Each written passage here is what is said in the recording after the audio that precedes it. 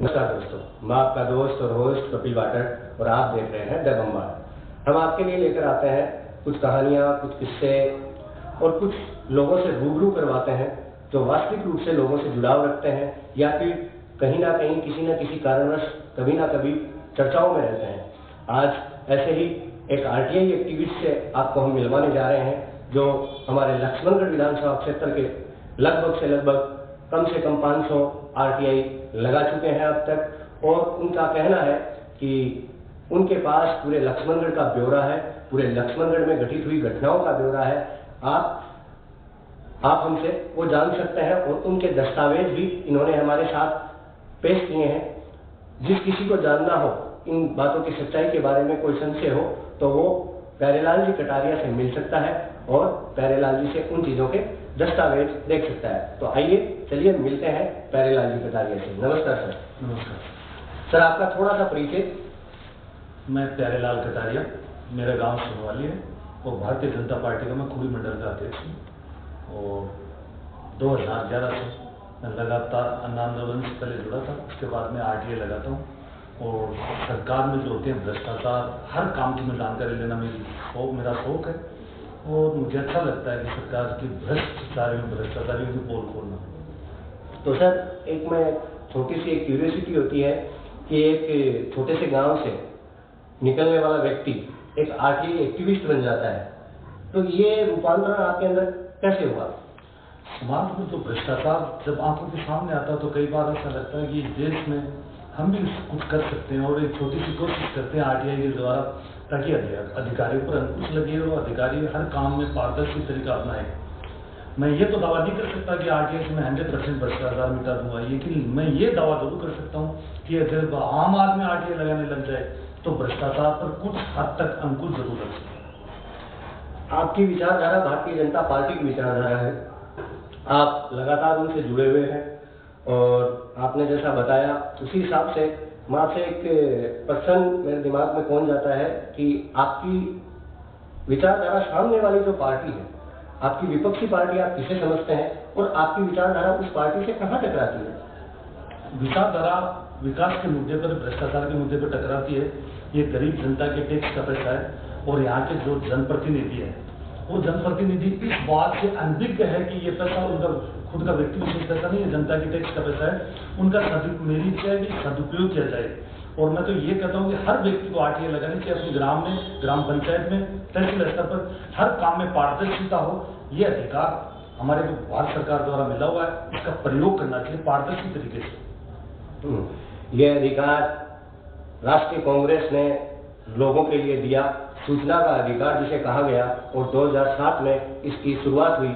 2007 में सूचना के अधिकार की शुरुआत हुई और आपकी शुरुआत कब हुई आरटीआई एक्टिविस्ट के तौर पे? 2011 में मैंने फर्स्ट बार आरटीआई लगाई थी, पहली दफा, और विधायक जी गोविंद सिंह डोटासरा के खिलाफ लगाए थे। जब उन्होंने सार्वजनिक मंच से कहा कि मैंने फला गांव में ट्यूबवेल खोदवा दी, फला गांव में ट्यूबवेल खोदवा दी, जब मैंने पीएचडी विभाग सीखकर मैं आरटीआई लगाए तो उसके द्वारा ये रिपोर्ट मिली कि गोविंद जी ने आज तक एक भी ट्यूबवेल नहीं खुलवाए अपने खुद के विधायकों से, जबकि वो विभाग के अधिकारियों पर दबाव बनाकर गलत और सही तरीके से ट्यूबवेल पास करवा लेता है और वो जनता को समर्पित कर देते हैं। उस 2011 से 13 के बीच में हमारे लक्ष्मण विधायक ने 37 कांग्रेसी सरपंचों के खेतों में ट्यूबवेल खुदवाई, जिनका जमीन का कन्वर्जन भी नहीं हुआ, और वो ट्यूबवेल आज भी यथावत है वहां पर, जिनमें से अधिकतर ट्यूबवेलों में खेतों की सिंचाई होती है, जबकि वो जनता के पानी पीने की योजना है, न कि खेतों में सिंचाई की योजना। जी, मैं आपसे एक बात पूछना चाहूँगा सर। आप एक आरटीआई एक्टिविस्ट हैं और हम बॉलीवुड की फिल्मों में देखते हैं, हम मूवीज में देखते हैं, इसकी जो आरटीआई एक्टिविस्ट होते हैं उनके साथ बड़ी बड़ी घटनाएं हो जाती हैं, तो कहीं आपको ऐसा डर नहीं लगता कि मैं बड़े राजनीतिक शख्सियतों से पंगा ले रहा हूँ, तो कहीं ना कहीं आपको ये डर नहीं सताता कि मेरे साथ कभी भी कुछ भी हो सकता है, या फिर यूं कहूँ कि आपको आपके जीवन में आरटीआई को लेकर कई चुनौतियां भी आई होंगी, तो आप हमारे मन से साझा करना चाहें तो? देखिए, हम एक मेरा नागरिक होने के नाते आरटीआई लगाना हमारा अधिकार है, इसमें ठीक है, मैं मानता हूँ बहुत परेशानी भी आती है और व्यक्तिगत आरोप भी लगते हैं और व्यक्तिगत धमकियां भी मिलती है कई बार, क्योंकि हम सत्ता पार्टी की जब भ्रष्टाचार की पोल खोलते हैं तो नैतिक और अनैतिक तरीके से हमारा नुकसान भी होता है। लेकिन मेरा कहना यह है कि ये बहुत ही शानदार काम है। हम देश के लिए अगर कुछ कर सकें तो ये एक अच्छा प्लेटफॉर्म है और हर पढ़े लिखे आदमी को ऐसा करना चाहिए।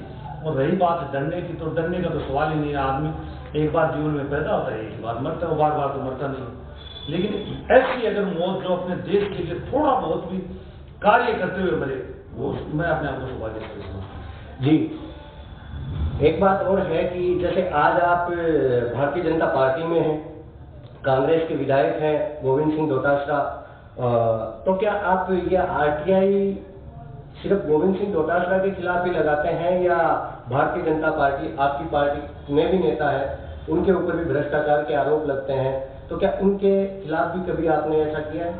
हाँ, कई दफा मैं जिला परिषद सीकर में जब आरटीआई लगाता हूँ तो जब अलग अलग विभागों से अलग अलग सूचना प्राप्त होती है तो उसमें कांग्रेस और बीजेपी नहीं होती है। उसमें तो वो बजट जिसका उपयोग कहाँ हुआ और उसका दोषी कौन है, उसमें तो सभी संलिप्त होते हैं। और सभी संलिप्त, अगर जो भ्रष्टाचारी है उसकी कोई पार्टी नहीं होती, उसकी कोई जात नहीं होती, वो व्यक्ति विशेष नहीं होता है। भ्रष्टाचारी तो भ्रष्टाचारी हो, भले वो कांग्रेस हो चाहे कोई अन्य हो। जी, कई बार क्या ऐसे आरोप लग जाते हैं कि ये सिर्फ कांग्रेस के खिलाफ आरटीआई लगाते हैं या फिर बीजेपी के खिलाफ आरटीआई लगाते हैं। तो जो आरटीआई होती है वो सभी नेताओं के खिलाफ लगती है, जैसा इन्होंने बताया। वर्तमान समय में हमारे लक्ष्मणगढ़ के विधायक हैं गोविंद सिंह जी डोटासरा, उनको विकास पुरुष कहा जाता है कई लोगों के द्वारा, उनके बारे में आपकी क्या राय है? देखिए, हर आदमी का अलग अलग अधिकार है, हर आदमी अलग अलग विचार होते हैं। गोविंद जी हमारे विधायक है लक्ष्मणगढ़ के, हम सब स्वीकार भी करते हैं, भले उनको वोट दे या नहीं दे, लेकिन हम मानना ही पड़ेगा लक्ष्मणगढ़ विधायक है। लेकिन उन्होंने लक्ष्मणगढ़ में जिस तरीके से भ्रष्टाचार किया है और जो सरकारी विभाग के आंकड़े आ रहे हैं, मैं खुद आरोप उन पर नहीं लगा रहा हूँ, सरकारी विभाग के आंकड़े बताते थे गोविंद जी ने पिछले 5 साल में, हालांकि भ्रष्टाचार पहले भी किया, लेकिन इस 5 साल में भ्रष्टाचार की सारी सीमाएं तोड़ दी उन्होंने। मेरे पास डिपार्टमेंटों के ऐसे सूचनाएं आ रही हैं। एक उन्होंने कहा था कि हमने ये किया 1100 किलोमीटर सड़क बने। मेरे पास पीएचडी की ये रिपोर्ट है, ये रिपोर्ट बताती है कि आपने पुरानी सड़कों को पेचवर्क का काम दिखाकर नई सड़कों में कन्वर्जन कर अपने विकास में सड़कों में किलोमीटर जोड़ देते हो। लेकिन मेरा आपसे सीधा आरोप है, आप 1100 किलोमीटर इन डिपार्टमेंट में बता दीजिए। और ये फतेहपुर पीएचडी विभाग द्वारा मेरे पास सड़कों की लिस्ट आई है जिसमें कहीं भी 1100 किलोमीटर का जिक्र नहीं है। मैं आपको एग्जैक्ट आंकड़ा तो इसलिए नहीं बता रहा कि मेरे पास ये दस्तावेज में आंकड़ा है। आप अपना एग्जैक्ट आंकड़ा बताइए। और ये आपकी डिपार्टमेंट है, राजस्थान सरकार का डिपार्टमेंट है पीडब्ल्यूडी विभाग, ये बता रहा है कि आपने जो काम बताया उसमें से 60% भी आंकड़े आपके सही नहीं है। और मैं नहीं कहा, वो सरकारी कर्मचारी जिनको राज्य सरकार तनख्वाह देती है। तो आप क्यों जनता से, लक्ष्मणगढ़ जनता से क्यों झूठ बोलते हैं और कितना झूठ बोलेंगे? 10 साल पहले जिन सड़कों में पेचवर्क आपने ठीक करवाया, उन सड़कों आप नई सड़कों में जोड़ रहे हैं, किलोमीटर बढ़ा रहे हैं। कहां तक ले जाएंगे इन किलोमीटरों को? आप 1000 भी कर सकते हो, आप 5000 किलोमीटर भी कर, लेकिन आपका ही डिपार्टमेंट है, आपका ही डिपार्टमेंट बता रहा है कि गोविंद जी की डोटासरा ने जो सड़कों का आंकड़ा बताया उनमें से 60% भी कवर नहीं हुआ है। झूठा कौन है? मैं झूठा हूं, या तो आप झूठे या पीडब्ल्यूडी विभाग झूठा है। एक तो झूठा है, तो या तो ये सरकारी दस्तावेज झूठे या फिर आप झूठे, आप जनता को बरगलाते और झूठे आंकड़े पेश करते हैं। जी, जैसा कि प्यारेलाल जी कटारिया ने बताया, कुछ दस्तावेज भी दिखाए आपको, आप इनको जूम करके देख सकते हैं। और हुआ तो हम गूगल ड्राइव पर भी इनको डालने का प्रयास करेंगे। जिस किसी को ये आंकड़े जानने हो तो वो गूगल ड्राइव पे जाके उनको देख सकता है। तो चलिए आप रुक करते हैं आपकी पार्टी की ओर। आपकी पार्टी में सुनने में आता है कि काफी गुटबाजी है, उसके बारे में आपका क्या कहना है? जो गुट है वो अलग अलग टुकड़ों में बढ़ चुके हैं और आपकी पार्टी के जो सुप्रीमो हैं, मुखिया हैं या देश के जो मुखिया हैं, माननीय प्रधानमंत्री श्री नरेंद्र जी मोदी, उनका कहना है, वो तो हमेशा ये कहते हैं सामने वाली पार्टियों को कि ये टुकड़े टुकड़े में बटी हुई है। और वर्तमान समय में अपन विधानसभा लक्ष्मणगढ़ की बात करें तो इस समय लक्ष्मणगढ़ में भी आपकी पार्टी में टुकड़े टुकड़े नजर आते हैं। तो ये टुकड़े टुकड़े गैंग कहीं आपकी पार्टी में है या सामने वाली पार्टियों में है? देखिए, हम बाजार में जब माला के लिए फूल खरीदने जाते हैं तो हम लोग इकट्ठे फूल मिलते हैं और जब समय आता तो उन्हीं फूलों को एक माला के अंदर पिरोया जाता है। भारतीय जनता पार्टी लक्ष्मण से जिस किसी को भी टिकट प्रत्यक्ष बनाएगी उस दिन आपको सारे फूल एक माला में नजर आएंगे। मैं तो एक मामूली सा कार्यकर्ता हूँ और मैं ये कहता हूँ पार्टी किसी को भी प्रत्यक्ष बनाए, हम तन मन से पार्टी के साथ में। और इस बार लक्ष्मण विधायक श्री गोविंद सिंह डोटासरा जी की हार सुनिश्चित है, उनके वर्चस्व का अंत हो चुका है। उनकी थोथी घोषणाओं का और जनता को जो प्रगलाते हैं और जिस तरीके से लक्ष्मण में उन्होंने भ्रष्टाचार किया है, भ्रष्टाचार किया नहीं, भ्रष्टाचार की सीमा पार की है। आने वाले चुनाव में भारतीय जनता पार्टी उनको सबक सिखाएगी और उनको पराजित का मुंह देखना ही पड़ेगा। वर्तमान समय में आपकी पार्टी से दो चेहरे मजबूती से नजर आ रहे हैं, उनमें एक है सुभाष जी महरिया, एक है हरिराम जी रणवा। उसके बाद में अपन बात करें तो बहुत सारे चेहरे हैं, शायद आपका भी हो, तो इन दो चेहरों के बारे में आपका क्या कहना है?